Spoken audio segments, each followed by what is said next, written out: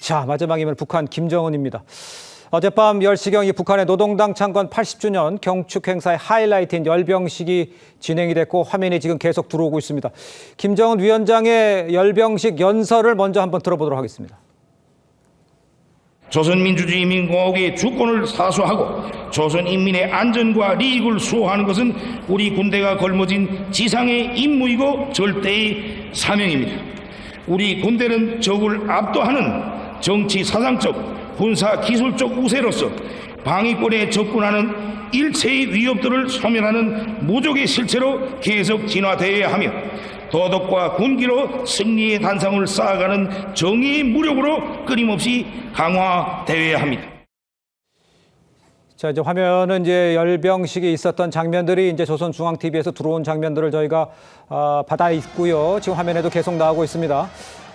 열병식에 이제 주석단 모습도 보였고 김정은 위원장 화면에 좀 나오겠습니다만 양 옆으로 중국 리창 총리, 또 베트남 공산당 또롬 서기장, 또 그다음에 그 옆에 러시아 메드베데프 부의장이 서 있는 모습까지 다 나오고 있어요. 저렇게 고위급 인사들을 배치하고 저 열병식에 참석한 저 모양은 어떤 의미인지 먼저 문성묵 센터장께서 좀 설명해 주시죠. 네, 아마 김정은이 9월 3일 베이징 천안문 주석단에 나란히 섰던 그런 장면 아마 기억들 하실 겁니다. 맞아요. 그때 시진핑 주석을 중심으로 해서 오른쪽에 푸틴, 왼쪽에 김정은이었거든요. 푸틴이 이제 제1의 대우를 받은 것이고, 네. 김정은이 제2의 대우를 받은 것입니다. 사실 보면 그동안 북한이 김정은이 취임한 후에 이 열병식들이 많이 열렸고요. 특히 2020년 이후에는 8번째 야간 열병식이 지금 이어지고 있습니다. 그런데 이 열병식에 이렇게 고위급, 다시 말하면 정상급 또 2인자 이런 인물들이 참석한 것은 처음이거든요. 네네네. 제가 볼 때는 지금 이제 또롬 이 베이징 베트남 1인자가 이 중에 이제 제일 정상이죠. 그럼에도 불구하고 왼쪽에 우리가 보기 때는 오른쪽에 섰거든요. 예. 사실은 이 김정은의 오른쪽 리창 총리가 지금 제1의 대우를 받은 겁니다. 네. 그리고 또롬 그다음 메드베데프입니다. 그래서 이걸 보면 결국은 반 서방에 대한 사회주의 연대를 보여주는 9월 달에 보여줬던 그 연대 연장선상에서 이 모습이 연출됐다고 생각을 하고요. 제가 볼 때는 리창 총리가 제2인자지만 오른쪽에 세운 것은 그만큼 북한이 최근에 이제 관계를 복원한 중국을 중시하고 있는 그런 모습을 이 좌석 배치를 통해서 우리가 읽어볼 수 있습니다. 알겠습니다. 그런 의미가 내포된 것이라는 설명을 쭉 해주셨는데 일단 저희가 이제 평양 한복판이지 않습니까? 열병식이 진행되는 저 광장, 저 분위기는 어떻게 느끼셨어요? 예, 그러니까 이제 외형적으로는 굉장히 화려하잖아요. 특히 이제 야간 열병식을 통해서 저게 화려한 불빛을 보여주고 이게 이제 결국 80주년 노동당 창건 기념 열병식이니까 이것이 결국은 북한 다시 말하면 1인 지배 체제가 3대 세습을 하고 있지 않습니까? 이 조선 노동당의 그동안의 위협 다시 말하면 김정은이 직접 얘기를 했습니다만 적들을 압도할 수 있는 그런 군사력을 이 기르는 데 있어서 중요한 역할을 당이 했고 그 당의 중심에 정점에 수령과 김정은이 있는 것이니까요. 그렇게 해서 이 화려함을 보여주면서 강력한 힘, 그다음에 주민들에겐 애국심, 내부 결속, 그다음에 대외적으로는 우리는 강력한 힘을 가진 핵보유국이다. 우리를 가볍게 여기지 말라라고 하는 메시지가 함께 담겨져 있다고 생각을 합니다. 알겠습니다. 지금 메시지, 저 의미가 뭔지를 지금 분석을 해주시고 있는데 김정은 위원장의 딸 그 주회 이번 열병식에 등장하지 않을까 이렇게 예상들을 했었는데 지금까지는 공개된 내용을 보면 불참한 것으로 봐야 하는 건지 참석하지 않았다면 왜 참석을 안 했을지 그 이유 이런 것들은 어떻게 분석이 가능하실까요? 예, 사실 뭐 북한의 그 행보가 좌충우돌하고 어떻게 보면 이 예상하기 참 쉽지는 않습니다. 지난 9월 베이징 갈 때 주혜가 따라가느냐 안 따라가느냐 그런 얘기가 있었지만 결국 따라갔거든요.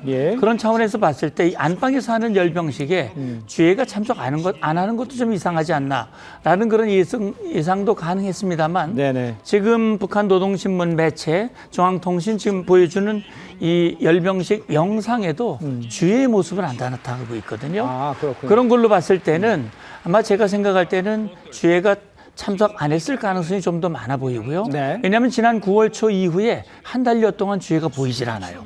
최근에 그렇습니까? 평양 종합병원 예. 그 준공식에도 안 나타났거든요. 아마 북한 내부에서 평가를 할 겁니다. 주해를 내보내는 것이 이 유리할 것인지 예. 아닐 것인지를 보는데 이번에는 외국 정상들을 초청을 해서 어떻게 보면 조선노동당의 80주년의 위력 이런 것들을 과시하고 내부 결속을 다진다는 측면에서 예. 이 분위기를 좀 이 집중시키기 위한 그런 목적으로 아마 주회의 참석을 좀 보류한 것이 아닌가 이런 추정도 가능해 보입니다. 알겠습니다. 지금 화면에도 계속 나오고 있습니다만 이번 열병식에서 모두 관심을 가지고 지켜봤던 점 최신형 그 무기들이 나온 거지 않습니까? 대륙간 탄도미사일인 화성 20 이 등장을 했고 이전에 공개한 ICBM과 글쎄 무엇이 달라졌는지 또 어느 정도 위력인지 이건 사실 좀 궁금은 합니다. 예, 사실 외형만으로 봐가지고는 이게 얼마나 위력이 있는지 또 실제 발사를 하지 않았고요. 그렇죠. 발사는 아직 검증이 안 했죠. 되지 예, 않았기 그렇습니다. 때문에. 예. 근데 그러나 이제 북한이 지금 그동안 선전해왔던 것이 사실이라고 하는 걸 기초로 해서 보면 네네. 지금 화성 20형은 기본적으로 외형이 보면 이제 캐니스타에 들어가 있거든요. 이게 이제 고체형 발사체입니다. 네. 그리고 탄소 섬유 복합 소재로 되어 있기 때문에 탄체가 가볍고 엔진 추력은 기존 화성 19형보다 40% 늘어났어요. 예. 사거리가 늘어나고 지금 화면에 나온 저거죠? 이겁니다. 예, 예, 예. 이게 다탄도가 되는 것이고요.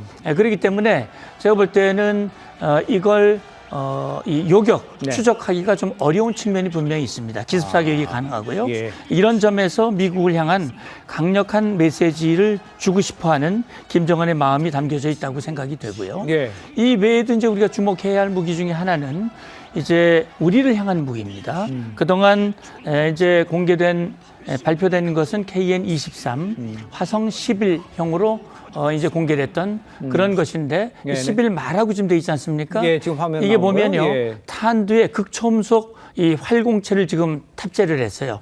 그렇다면 속도가 빨라지고요.